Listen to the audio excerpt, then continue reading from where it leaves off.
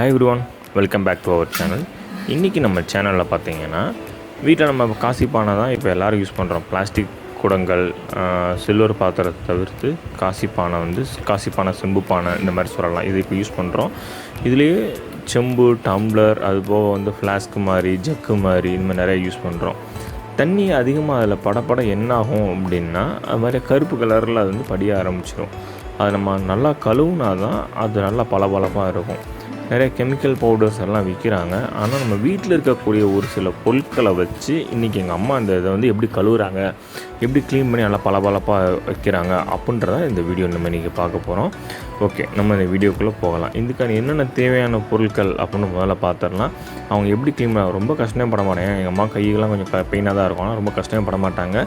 சிம்பிளான மெத்தட் தான். So first இது தேவை ஒரு அரை எலுமிச்சம்பழம். வீட்டில் நீங்கள் சாதாரண யூஸ் பண்ணுற சோப்பு, பாத்திரம் சோப்பு, ஒரு சோப் பவுடர் சம்திங். இது நம்ம வீடியோக்குள்ளே போகலாம். தேங்க்யூ.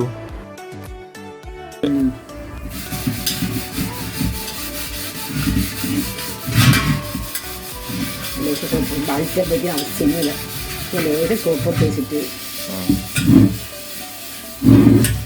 சோப்பு ஏன் போடுறோம் அப்படின்னா, உள்ள தண்ணி பாய்ந்து காசி பச்சை நிறம் இருக்கும். நம்ம தண்ணி குடிக்கிறதுனால நல்லா விளக்கிக்கணும், பச்சைக்கரை வந்துடும். அதனால தான் நல்லா பச்சையை தேய்ச்சிருக்கோம். தேவையான எலுமிச்சம்பழத்தை அது மேலே தேய்க்கணுமா? சரி, எலுமிச்சம்பழம் ரொம்ப அழுத்தி தேய்க்க முடியும். இப்போ பிச்சாலே போதும்.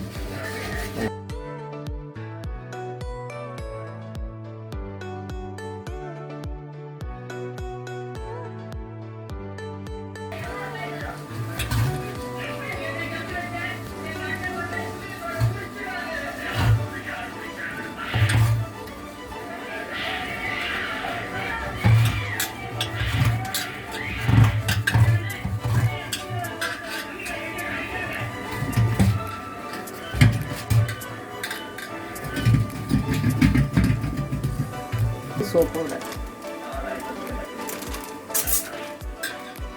இது விளக்குற பவுடர், இது ஒரு டிஸ்கவுண்ட் விளக்குற பவுடர்.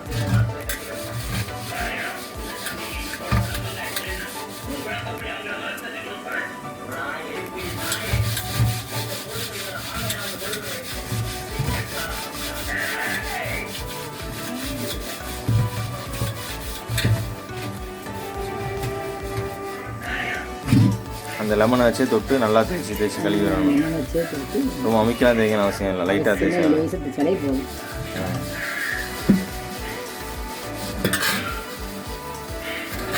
கைக்கு சேஃப்டி.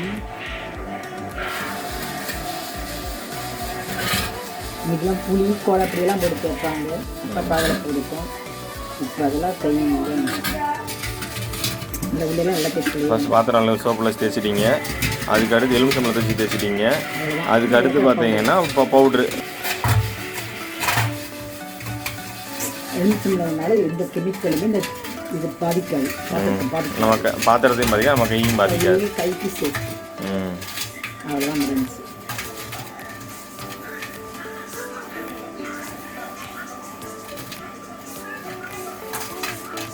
ஊற வைக்கணும் அப்படிலாம் அவசியமே கிடையாது. புளியை போட்டு தேய்ச்சி செம்மனை போட்டு தேய்ப்பாங்க. ஆமாம், செம்மண் போடுதோமா. இப்பயே பலவலம் வந்துருச்சு. அப்படியே பலவரப்பு கிடைச்சிருக்காது. அதெல்லாம் முடிஞ்சு நல்லா வந்துருச்சா.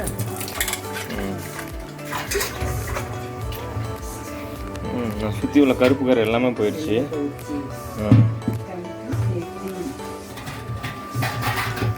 ஆமாம்,